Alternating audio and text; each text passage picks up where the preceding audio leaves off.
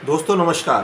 दोस्तों आज हम बात कर रहे हैं अप्रैल मंथ में जो प्लैनेटरी ट्रांजिट हो रहे हैं, अप्रैल का मंथ कैसा जा रहा है और मंथ एंड तक पोजीशन कैसी रहेगी। ये मंथ थोड़ा ट्रिकी होने वाला है। ट्रिकी मंथ इसलिए होने वाला है, एक तो बहुत सारे ग्रह जो प्लैनेट्स हैं वो पोजीशन चेंज कर रहे हैं। वैसे तो हर महीने चेंज करते ही हैं, बट इस महीने कुछ प्लैनेट, एक तो मेन है सूर्य ग्रहण हो रहा है सोलर एक्लिप्स के साथ साथ कुछ प्लैनेटरी पोजीशन ऐसी हो रही है जहां पर जो कंफ्यूजिंग सिग्नल दे रही है। वो किस तरह से है, क्या 11 ट्रांजिट हैं जो हमें सबको अफेक्ट करेंगे, उसके बारे में हम एक एक करके बात कर रहे हैं। पहला ट्रांजिट जो है वो वीनस का, वैसे तो 31 मार्च को ही हो चुका, बट उसका इफेक्ट अप्रैल मंथ में हमें दिखेगा। वैसे तो वीनस उच्च के गिने जाते हैं मीन राशि में और उच्च का ही फल देंगे और जिससे हमें कोई नेगेटिव इफेक्ट नहीं मिलेगा। ये एक पॉजिटिव ट्रांजिट ही गिना जाएगा। सेकंड ट्रांजिट जो है, जो ट्रिकी है, वो भी हो चुका। वो 2 अप्रैल को हुआ जहाँ पर बुध वक्री हो गए। बुध जब वक्री होते हैं तो वो एक कंफ्यूजिंग माइंड देते हैं हर इंडिविजुअल को कि हम गलत डिसीजन लेते हैं, डिसीज़न हमारे गलत हो सकते हैं।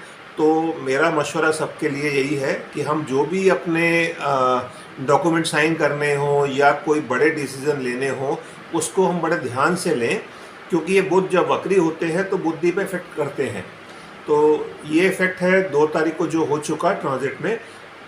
इसका वैसे तो बुध साल में 3 से 4 बार 5 बार वक्री रहते ही हैं, बट इस बार जो वक्री हुए हैं वो थोड़े से ट्रिकी पोजीशन में है, क्योंकि वो ऑस्ट्रोलॉजी में एक पोजीशन होती है गंडांत, तो वो गंडांत से ही वक्री हुए हैं और fallen planet, as a fallen planet वो मीन राशि में जाएंगे, जहाँ पर वो ग्रहण का पार्ट तो नहीं बनेंगे, बट ये है कि जस्ट ग्रहण के बाद वो मीन राशि में गिरेंगे, जिसको फॉलन प्लैनेट बोलते हैं। तो खैर 2 तारीख को वक्री हुए हैं, 4 तारीख को वो अस्त भी हो गए हैं, 4 अप्रैल को ही। आज 5 अप्रैल में हम बात कर रहे हैं। कल एक बड़ा ट्रांजिट हो रहा है, वो एक ट्रांजिट अच्छा ही गिना जाएगा। शनिदेव पूर्वा भाद्रपद नक्षत्र में जा रहे हैं और काफ़ी लंबे टाइम तक उस नक्षत्र में रहने वाले हैं। अभी हम उसका इम्पेक्ट जो है वो हम अप्रैल मंथ का ही बात कर रहे हैं। वो 6 महीने के लिए पूर्व भाद्रपद नक्षत्र में रहेंगे। उसके बाद जब वो रेट्रोग्रेड होंगे तो वो अलग पोजीशन होगी। खैर ये एक पॉजिटिव ट्रांजिट ही गिना जाएगा।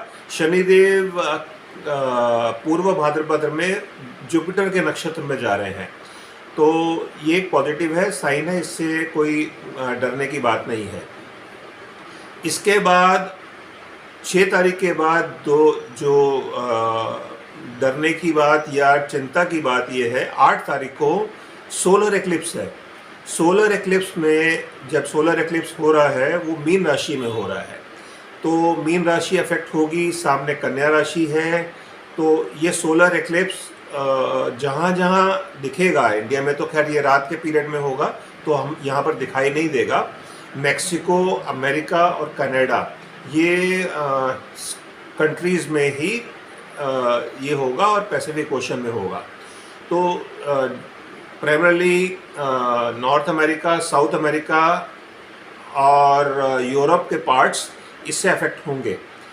तो ये चिंता की बात है 8 तारीख की। इसके रिपरकशंस होंगे जो हमें दिखाई देंगे अगले 3 से 6 महीने के अंदर। खैर ये हो गया 8 तारीख का। उसके बाद 9 तारीख को Budh as a Mercury fallen planet ये मीन राशि में 9 तारीख को आ जाएंगे।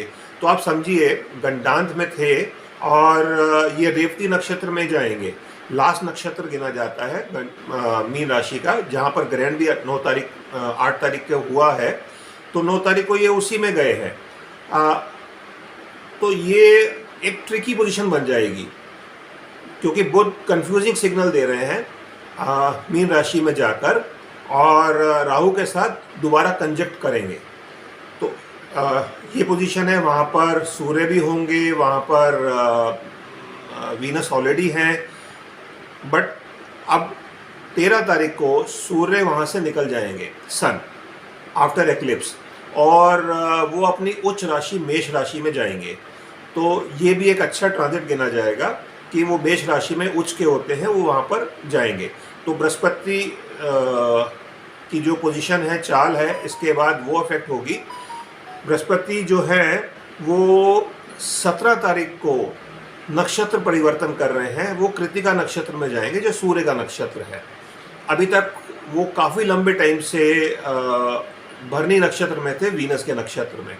तो उनका ट्रांजिट जो टॉरस में होना है वो तो खैर मई में होगा, उसको मई में डिस्कस करेंगे। अभी वो नक्षत्र चेंज कर रहे हैं और उनकी स्पीड काफ़ी तेज है अभी। इसके बाद जो अगला ट्रांजिट है, जो ये बृहस्पति का भी जो ट्रांजिट हमने बात की अभी नक्षत्र परिवर्तन का, ये पॉजिटिव ट्रांजिट ही गिना जाएगा, इससे भी कोई नेगेटिव इम्पैक्ट नहीं आएगा। हाँ, अगला जो ट्रांजिट है जिससे नेगेटिव इम्पैक्ट आएगा वो है मंगल का, मार्स का, जो हो रहा है 23 तारीख को, 23 अप्रैल को ये जाएंगे मीन राशि में, जहाँ पर राहु ऑलरेडी हैं। जब राहु के साथ मंगल जाएंगे तो ये एक अंगारक योग बनाएंगे। अभी तक ये शनि के साथ थे, जहाँ पर विस्फोटक योग बना हुआ था, उसके रिजल्ट्स हमने अभी तक देखे पिछले 20 दिन में, क्योंकि 15 मार्च से आए, जिसमें क्या चेंजेस आए। और 23 तारीख को ये अंगारक योग बनाएंगे राहु के साथ, तो ये और ज़्यादा खतरनाक योग होगा, ये नेगेटिव इम्पैक्ट देगा, दिस इज़ फॉर श्योर। इसके बाद जो वीनस का ट्रांजिट है वो 25 तारीख को मेष राशि में हो जाएगा, वो राहु से अलग हो जाएंगे। हाँ, अपनी उच्च राशि को भी छोड़ देंगे, तो ये ट्रांजिट भी पॉजिटिव ही गिना जाएगा। मेष राशि में वो गुरु के साथ आ जाएंगे, क्योंकि गुरु ऑलरेडी मेष राशि में हैं अभी तक। और इसके बाद मरकरी पॉजिटिव हो जाएंगे, प्रोग्रेसिव हो जाएंगे 25 अप्रैल को ही। तो 25 अप्रैल को शुक्र भी बदल रहे हैं और मरकरी प्रोग्रेसिव हो रहे हैं। बट ये जो मरकरी का पीरियड था इस महीने में 2 अप्रैल से लेकर और 25 अप्रैल तक का, ये जो वक्री थे इस पीरियड में, ये कुछ गुल खिलाएंगे जो हम सबको आगे, जब तक हम डिस्कस करेंगे मंथ एंड पे, हम जब अप्रैल का हम पूरा रिव्यू करेंगे तो हमें दिखेगा कि 30 अप्रैल तक इन्होंने क्या क्या, किन किन लोगों की बुद्धि को मतलब जो उनको कंफ्यूज किया, जिसके रिजल्ट्स नेगेटिव और कई सडन ट्रिकी रिजल्ट्स हमें मिलेंगे। तो ये जो भी ट्रांजिट हुए हैं या होंगे इस महीने में अप्रैल में, इसके इफेक्ट हमें, क्योंकि सूर्य ग्रहण भी है जो है इस बार का, जो सोलर एक्लिप्स है, और सन का भी एक साइकिल होती है सोलर एक्लिप्स की, जो हमें सोलर फ्लेयर्स के रूप में दिखेगी इस मंथ एंड के बाद, आफ्टर सोलर एक्लिप्स, जो एक डेंजरस सिग्नल है, बिकॉज इस बार की जो हीट है वो बहुत डेडली होने वाली है, जो गर्मी होगी और विद हाई ह्यूमिडिटी। तो ये बिकॉज बुध भी वक्री हैं और बुध चमड़ी को रिप्रेजेंट करते हैं, स्किन को रिप्रेजेंट करते हैं, तो हमें कहीं से कोई रिस्पाइट नहीं दिखेगी अप्रैल एंड तक। इसमें काफ़ी नुकसान होगा दुनिया भर में गर्मी की वजह से। अब ये जो भी ट्रांजिट हो रहे हैं, खासकर मंगल का जो ट्रांजिट है, पहले वो सूर्य शनि के साथ हैं कुंभ राशि में, उसके बाद मीन राशि में राहु के साथ जा रहे हैं, अंगारक योग बना रहे हैं।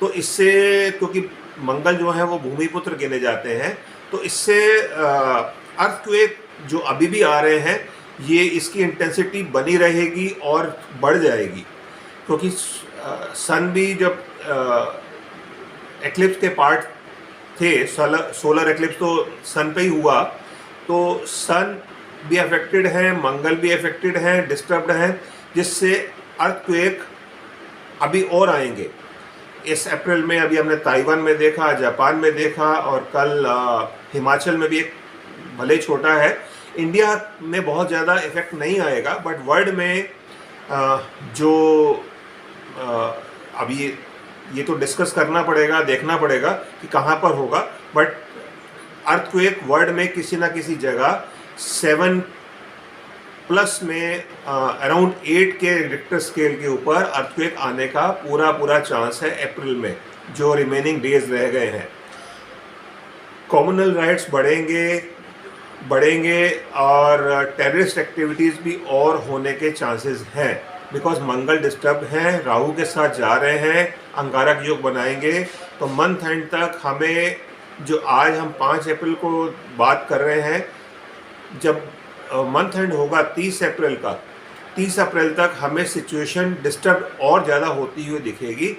खासकर जो वॉर चल रही हैं दो, रशिया यूक्रेन की, इसमें भी डिस्टर्बेंस और डेडली होती जाएगी जो वॉर है, और मिडल ईस्ट में तो सिचुएशन और ख़राब हो जाएगी। तो फ़िलहाल ये सब अप्रैल का दिख रहा है। 30 अप्रैल को या हम 1 मई को इसको दोबारा रिव्यू करेंगे और मई की जो भी प्रेडिक्शंस होगी उस पर डिस्कस करेंगे। तो अभी तक के लिए ये था। जय हिंद।